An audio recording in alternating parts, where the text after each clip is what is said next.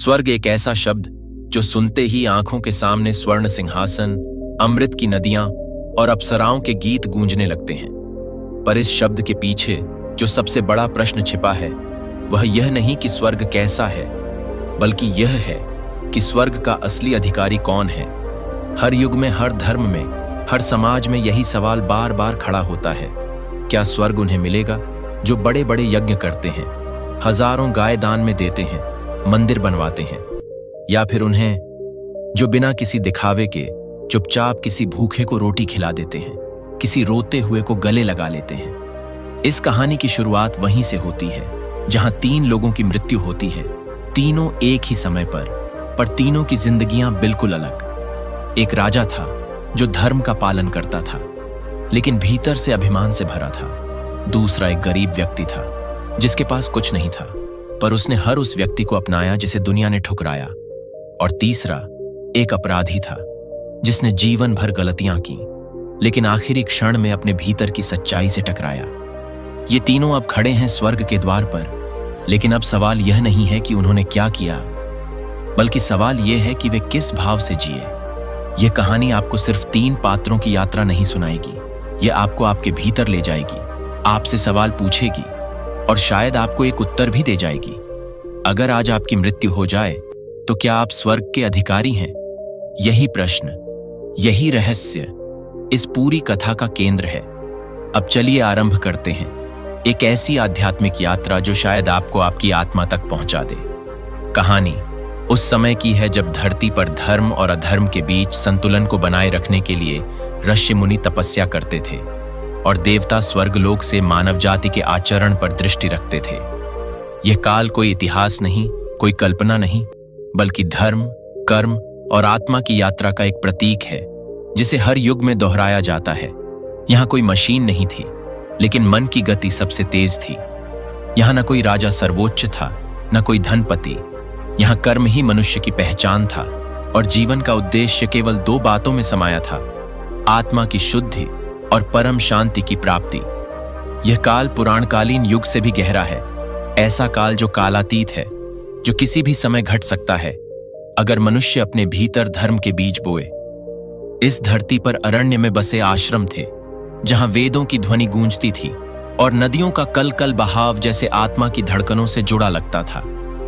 मनुष्य पाप और पुण्य में भेद करता था, लेकिन यह भेद केवल व्यवहार से नहीं, उसके भीतर की नीयत से आंका जाता था। स्वर्ग की जो धारणा इस काल में थी वह केवल वैदिक दृष्टि तक सीमित नहीं थी। यह इंद्र का लोक अवश्य था जहां कामधेनु थी, कल्प वृक्ष था, गंधर्वों का गायन और अप्सराओं का नृत्य था, परंतु वहां प्रवेश के लिए किसी का जन्म या कुल आवश्यक नहीं था। वहां केवल वही जा सकता था जिसकी आत्मा निर्मल हो, नीयत निष्कलुष हो और जिसने अपने कर्म से न किसी को कष्ट दिया हो, न छल किया हो। लेकिन यही स्वर्ग समय के साथ प्रतीकात्मक होता चला गया। अब वह कोई स्वर्ण सिंहासन या अमृत से भरे घट का स्थान नहीं रहा, बल्कि आंतरिक स्थिति बन गया जहां मनुष्य को शांति मिले, जहां उसे अपने ही अंतःकरण से मुक्ति का अनुभव हो। और यहीं से शुरू होती है इस कहानी की असली यात्रा, एक ऐसी धरती पर जहां 3 अलग अलग पथ के यात्री अपने जीवन को धर्ममय मानते हैं, परंतु अंत में जब वे मृत्यु को प्राप्त होते हैं तो प्रश्न उठता है, इन तीनों में से स्वर्ग का असली हकदार कौन है? क्या वह जिसने हजारों यज्ञ किए, या वह जिसने किसी भूखे को बिना दिखावे के रोटी दी, या कोई तीसरा जिसे न कोई पहचानता था न सराहता था?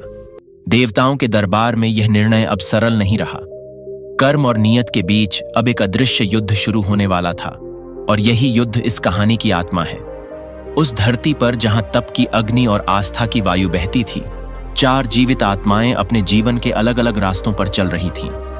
वे एक दूसरे से अनजान लेकिन नियति के धागे से बंधी हुई इन चारों ने अलग अलग जीवन जिया, परंतु मृत्यु के द्वार पर आकर एक ही प्रश्न उनके सामने खड़ा हुआ, क्या मेरा जीवन स्वर्ग का पात्र है? पहला पात्र था राजा ऋषि सूर्यानंद। वह तपस्वी राजा था जिसने 100 यज्ञ किए, हजारों ब्राह्मणों को दान दिया और वेदों का गहन अध्ययन किया। उसके महल में धर्म की गूंज थी, लेकिन उसके मन में एक बारीक सी दरार थी, अहम की। वह मानता था कि स्वर्ग उसका अधिकार है क्योंकि उसने सब कुछ विधिपूर्वक किया है, लेकिन वह यह भूल गया कि कभी कभी कर्म का फल उसकी भावना से तय होता है, उसकी महत्ता से नहीं। दूसरा था दीनबंधु, एक भिखारी जो स्वयं भूखा रहकर भी हर आने जाने वाले को मुस्कान बांटता था। उसकी झोपड़ी में न दिया जलता था, न रोटी पकती थी, लेकिन वहां से कभी कोई खाली हाथ नहीं लौटा। किसी ने कभी उसके पुण्य नहीं गिने, किसी यज्ञ में उसका नाम नहीं लिया, परंतु उसने कभी किसी से कुछ नहीं मांगा, सिर्फ दिया। वह कहता था, जिस दिन मेरा हाथ किसी को देने में कांपेगा, समझ लेना मैं स्वर्ग से दूर हो चुका हूं। तीसरा था सत्यव्रत, एक तटस्थ विचारक जिसने न पूजा की, न यज्ञ, न दान, परंतु जीवन भर सत्य की खोज की। वह कभी संत नहीं बना, लेकिन संतों की बातें सुनता रहा। उसने सवाल पूछे, जवाब खोजे और अपने भीतर झांकने की कला सीखी। वह कहता था, मैं न पुण्य में विश्वास करता हूं, न पाप में, मैं केवल उस सत्य की तलाश में हूं जो मनुष्य के भीतर छिपा है। अगर स्वर्ग है तो वह उसी सत्य के पार होगा। चौथा था मलिन, एक दुष्ट व्यापारी जिसने जीवन भर छल और कपट किया, लोगों की जमीनें हथियाई, झूठी कस्में खाई और पाखंड से धर्म का व्यापार किया। लेकिन जीवन के अंतिम दिनों में जब उसे मृत्यु का एहसास हुआ तो उसके भीतर कुछ टूटा। वह रो पड़ा और पहली बार किसी से कुछ लिया नहीं, बस एक बात कही, क्या मैं बदल सकता हूं? क्या मुझे भी क्षमा मिलेगी?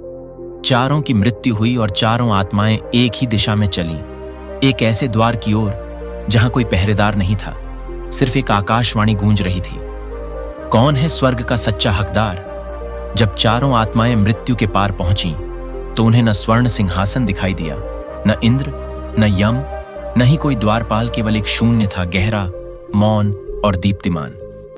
वहां कोई निर्णय करता नहीं था, लेकिन निर्णय स्वयं उनके भीतर से उठने लगे, एक एक करके। सबने अपने जीवन की गठरी खोली और यही गठरी अब उनकी असली परीक्षा बन गई। राजा ऋषि सूर्यानंद ने सबसे पहले स्वर उठाया। उसकी वाणी गंभीर थी, मुख तेजस्वी। मैंने धर्म के नियमों का पालन किया, शास्त्रों के अनुसार यज्ञ किए, सप्त ऋषियों को आमंत्रित किया, प्रजा को न्याय दिया, ब्राह्मणों को सुवर्ण दान दिया। क्या स्वर्ग मेरा अधिकार नहीं है? अगर नियमों का पालन भी मुझे वहां नहीं ले जा सकता तो फिर नियमों का अर्थ क्या? तभी दीनबंधु ने नीचे झुकी हुई आंखों से उत्तर दिया। उसकी आवाज में न गुस्सा था, न प्रतिस्पर्धा, बस एक सरल सी करुणा। मैंने कभी किसी वेद को नहीं पढ़ा, यज्ञ नहीं किया, पर भूखे को रोटी जरूर दी।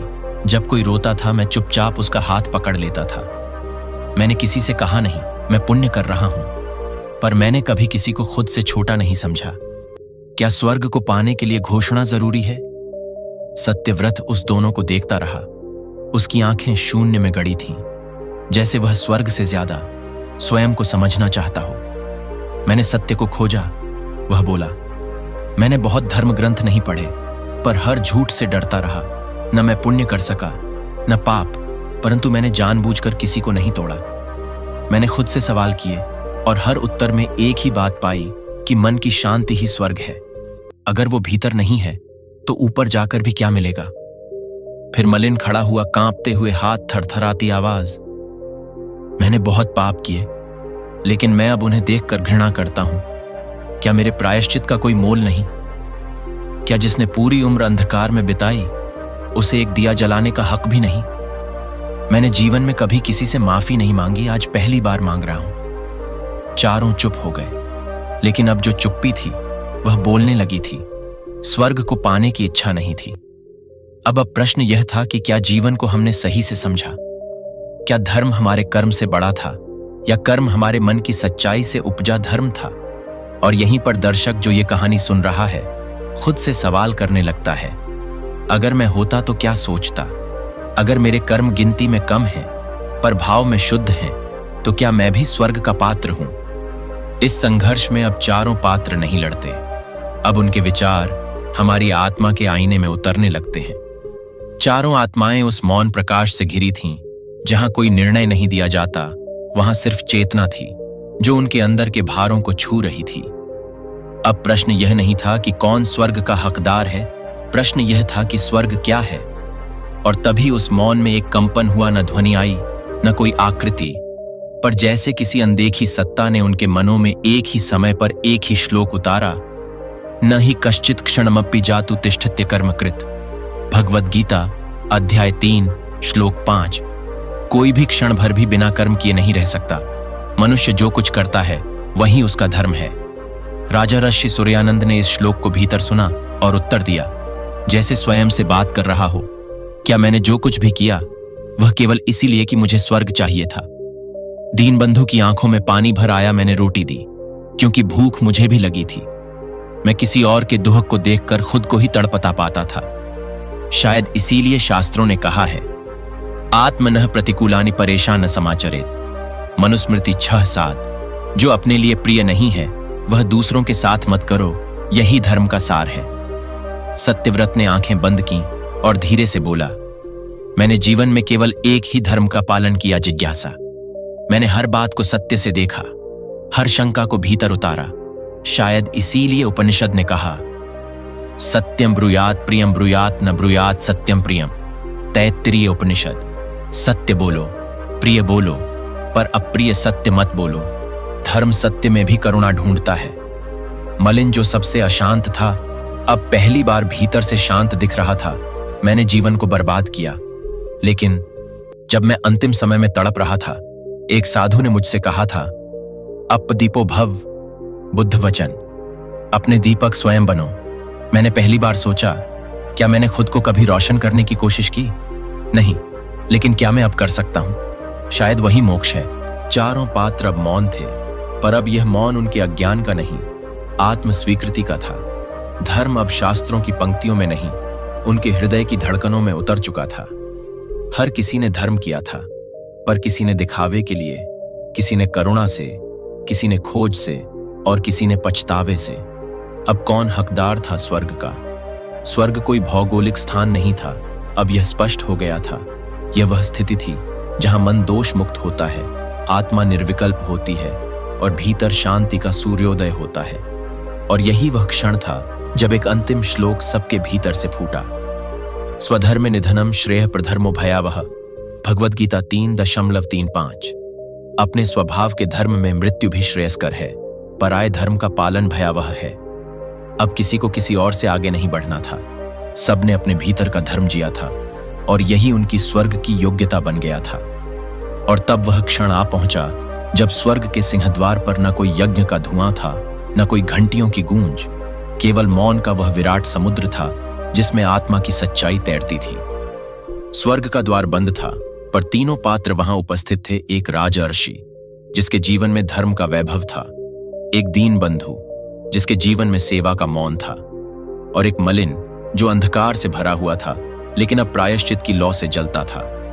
सहसा आकाश से एक ज्योति उतरी, तेजोमय, शांत, निर्णायक। ये चित्रगुप्त की आकृति थी, पर वह कोई कठोर न्यायाधीश नहीं, एक जागृत दृष्टा थे जो आत्मा की गहराई को पढ़ सकते थे।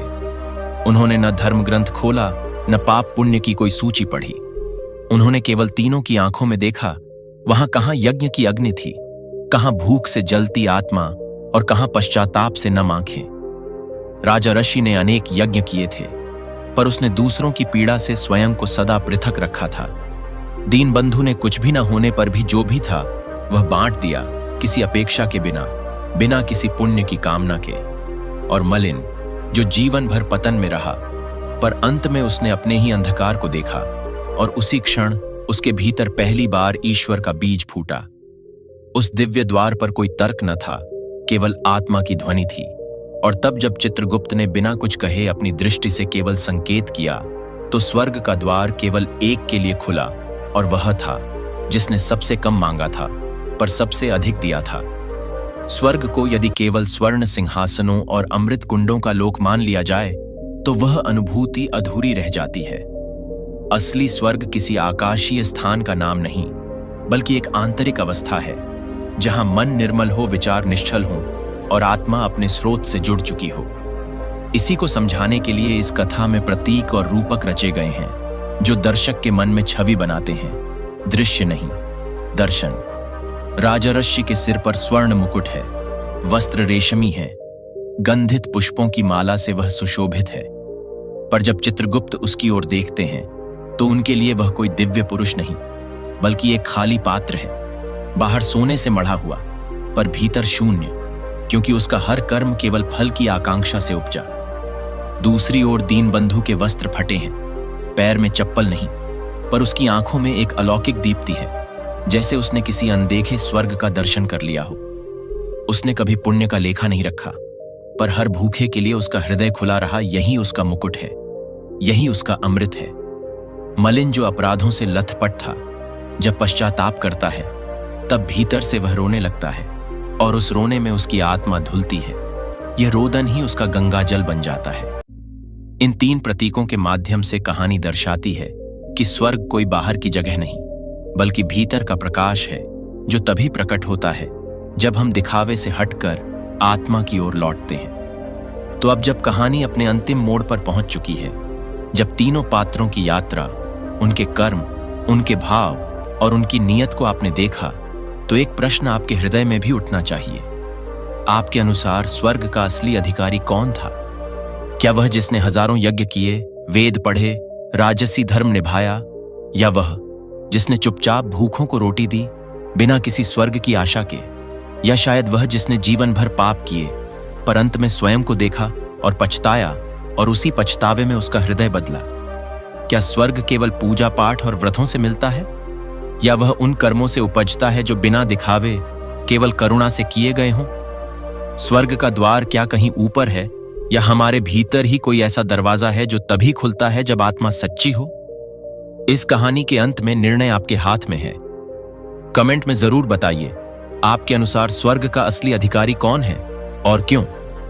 शायद आपकी सोच किसी और की चेतना को भी बदल दे। यही है असली स्वर्ग की शुरुआत। तो दोस्तों, आपने देखा, स्वर्ग कोई जगह नहीं, एक अवस्था है। कर्म और भावनाओं से बना हुआ एक दरवाजा, जो बाहर नहीं, हमारे भीतर खुलता है। हम दूसरों के लिए जो करते हैं वही हमारे लिए लौट कर आता है। धार्मिकता दिखावे में नहीं, सेवा की नीयत में है। और शायद यही सबसे बड़ा सत्य है कि ईश्वर हमारे कर्मों को गिनता नहीं, हमारे हृदय की गहराई को मापता है। अगर इस कहानी ने आपको कुछ सोचने पर मजबूर किया, अगर आपके मन में भी यह सवाल उठा कि क्या मैं उस स्वर्ग का अधिकारी हूं, तो ये वीडियो अकेले नहीं देखिए। इसे अपने परिवार, अपने दोस्तों तक पहुंचाइए, क्योंकि कुछ कहानियां मन नहीं बदलती, जीवन की दिशा बदल देती हैं। अगर आपको यह भावना छू गई हो, तो इस वीडियो को लाइक करें, शेयर करें, और इस तरह की और गहरी कहानियां सुनने के लिए हमारे चैनल को सब्सक्राइब जरूर कर लीजिए। आपके एक लाइक से न सिर्फ हमारा हौसला बढ़ता है, बल्कि शायद किसी और की आत्मा भी जाग उठे। धन्यवाद। जय सत्य, जय प्रकाश।